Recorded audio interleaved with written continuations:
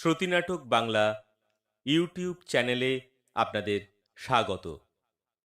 আপনারা শুনছেন পার্থর সঙ্গে নতুন করে শ্রীমকথিত শ্রী শ্রী রামকৃষ্ণ কথামৃত।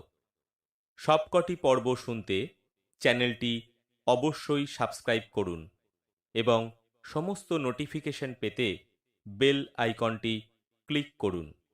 ভালো লাগলে চ্যানেলটি লাইক, কমেন্ট ও শেয়ার করে সবাইকে শোনার সুযোগ করে দিন। শুরু করছি পার্থর সঙ্গে নতুন করে শ্রীমকথিত শ্রী শ্রী রামকৃষ্ণ কথামৃত।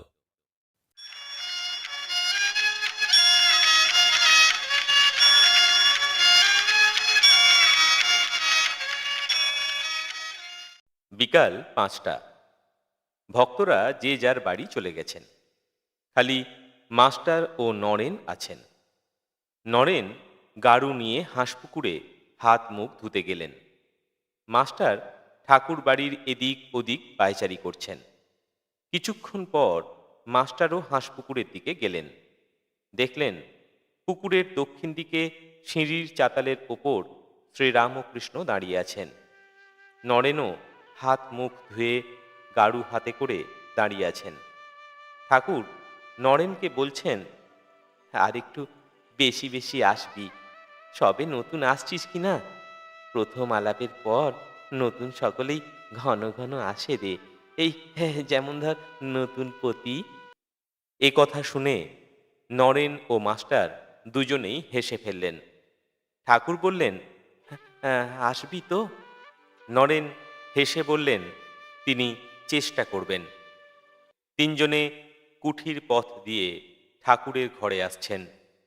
কুঠিরের কাছে মাস্টারকে ঠাকুর বললেন, হ্যাঁ দেখো, এই চাষারা হাটে গরু কিনতে যায়। তারা ভালো গরু মন্দ গরু বেশ চেনে। লেজের নিচে হাত দিয়ে দেখে, কোন গরু লেজে হাত দিলে শুয়ে পড়ে সেই গরু কেনে নে। যে গরু লেজে হাত দিলে তিরিং তিরিং করে লাফিয়ে ওঠে সেই গরুকেই পছন্দ করে। নরেন সেই জাতের গরু গো, ভেতরে খুব তেজ। আবার কেউ কেউ আছে যেন চিঁড়ের ফলার, আঁট নেই জোর নেই, ভ্যাদ ভ্যাদ করছে। সন্ধে হলো। ঠাকুর ঈশ্বর চিন্তা করছেন। মাস্টারকে বললেন, হ্যাঁ, তুমি নরেনের সঙ্গে আলাপ করো গে, আমায় বলবে কি রকম ছেলে।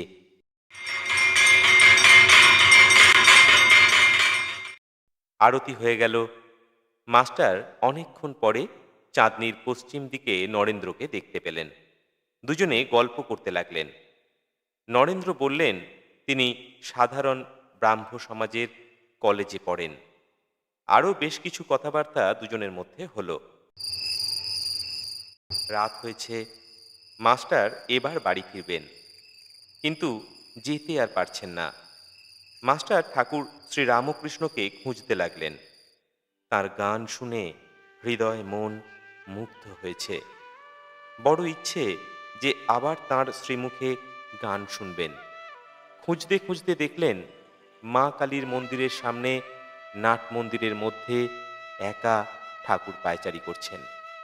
মার মন্দিরে মার দুপাশে আলো জ্বলছে। এত বড় নাট মন্দিরে একটাই আলো জ্বলছে, ক্ষীণ আলো। আলো ও অন্ধকার মিশে যেমন হয় ঠিক তেমন দেখতে লাগছে নাট মন্দির। মাস্টার ঠাকুরের গান শুনে আত্মহারা হয়েছেন, যেন মন্ত্রমুগ্ধ সাপ। এখন সংকোচে ঠাকুরকে জিজ্ঞাসা করলেন, "হ্যাঁ, আজ কি আর গান হবে?" ঠাকুর একটু চিন্তা করে বললেন, "হ্যাঁ, না, আজ আর গান হবে নে।" এই বলে কি যেন মনে পড়ল, অমনি বললেন, "হ্যাঁ, তবে একটা কাজ করো, কলকাতায় আমি বলরামের বাড়ি যাব, তুমি যেও, সেখানে গান হবে।" আ, আজ্ঞে, আ, তুমি জানো তো ও বলরাম বসু? আজ্ঞে না। বলরাম বসু গো, ওই বোসপাড়ায় বাড়ি। আ, আ, ঠিক আছে, আমি জিজ্ঞেস করে নেব। হ্যাঁ, আচ্ছা, তোমায় একটা কথা জিজ্ঞাসা করছি। হ্যাঁ, আমাকে তোমার কি বোধ হয়? মাস্টার চুপ করে আছেন। ঠাকুর আবার বললেন, "হ্যাঁ, আমাকে তোমার কি বোধ হয় গা? হ্যাঁ, আমার কণা জ্ঞান হয়েছে বলে তোমার মনে হয়?" আনা ঠিক বুঝতে পারছি না।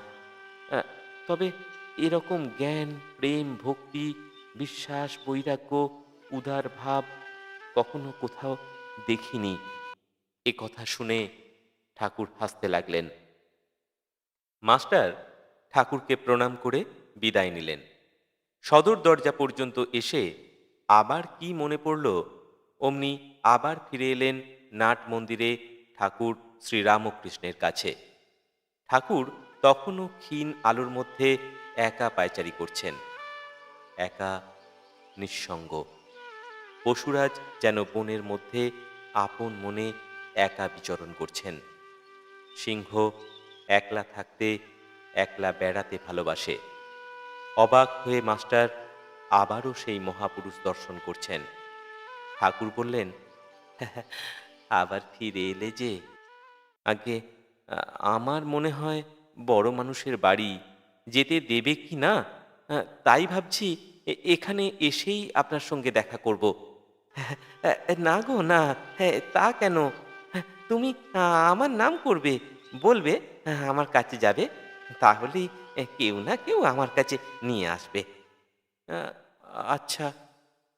এই বলে আবার প্রণাম করে নিজের বাড়ি ফিরলেন মাস্টার।